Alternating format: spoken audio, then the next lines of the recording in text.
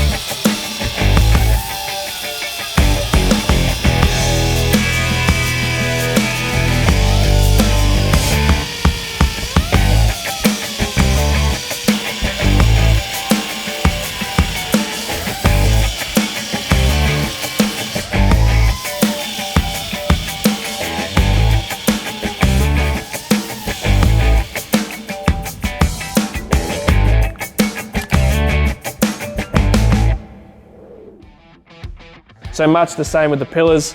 The fronts, instead of just cutting it all the way around, we've done a 100mm step.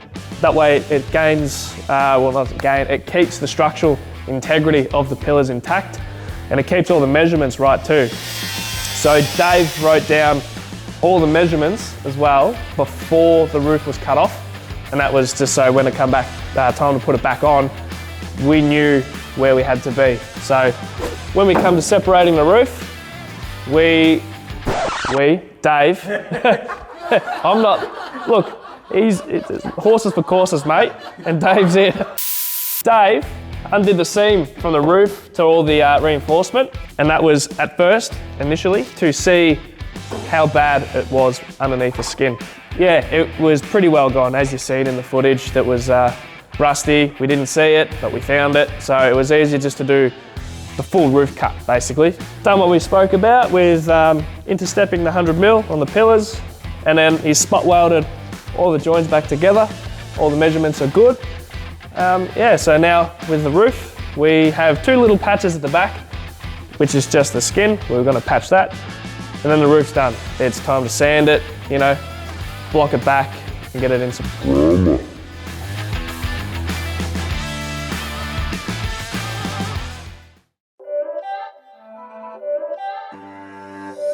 It's not a game, it's a rich thing.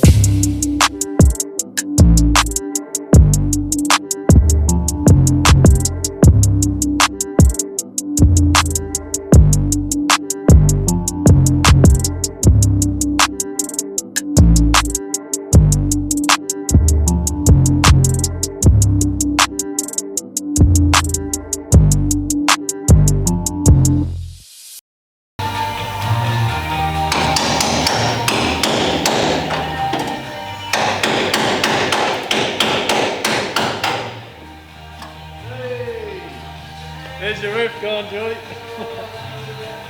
Oh, hang on, from the car.